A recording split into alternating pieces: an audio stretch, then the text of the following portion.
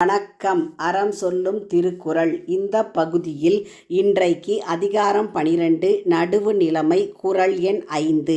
கேடும் பெருக்கமும் இல்லல்ல நெஞ்சத்து கோடாமை சான்றோர்க்கு அணி. கேடு என்று சொன்னால் ஒருத்தருடைய வாழ்க்கையில் பொருள் கேடு. அடுத்தது ஆக்கம். பெருக்கம்னா ஆக்கம், செல்வம்.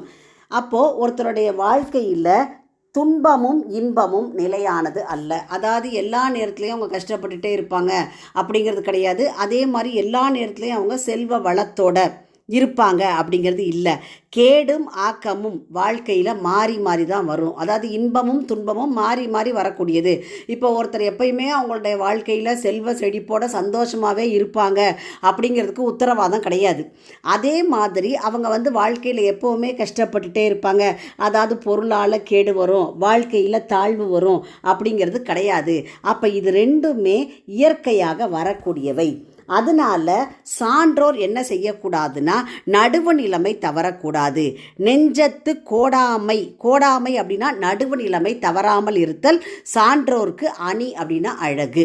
அப்போ எதுதான் அணிகலன் அப்படின்னு கேட்டால், அழகுன்னு சொல்லி கேட்டால், நம்மளுடைய வாழ்க்கையில் நமக்கு இன்பம் வரும்போதும் துன்பம் வரும்போதும் எதா இருந்தாலும் அதை சராசரியாக ஏற்றுக்கிட்டு மனசில் இன்பம் வரும்போது ரொம்ப மகிழ்ச்சியாக இருப்போம்.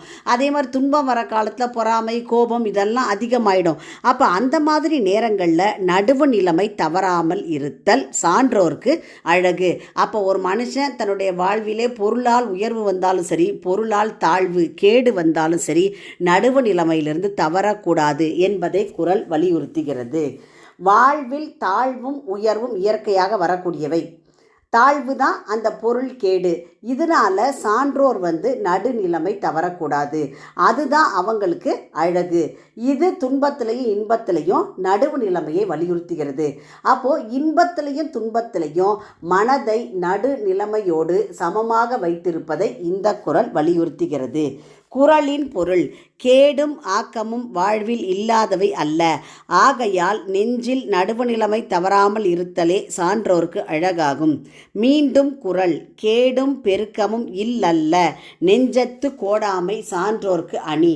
உங்கள் இல்ல குழந்தைகளின் மனதிலே தினம் ஒரு திருக்குறள் பதிய எங்கள் சேனலை சப்ஸ்கிரைப் பண்ணுங்க. லைக் பண்ணுங்க, ஷேர் பண்ணுங்க, கமெண்ட் பண்ணுங்க, சப்ஸ்கிரைப் பண்ணுங்க. நன்றி.